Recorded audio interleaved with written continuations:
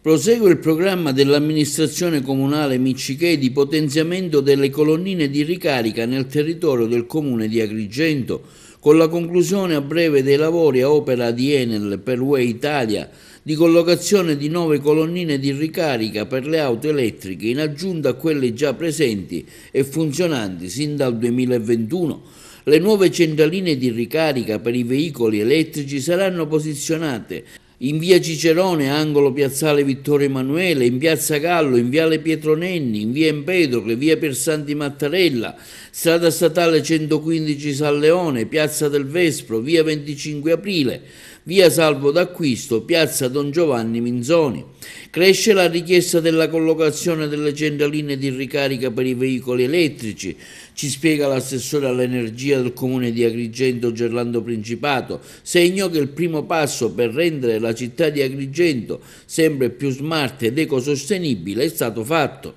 Cresce anche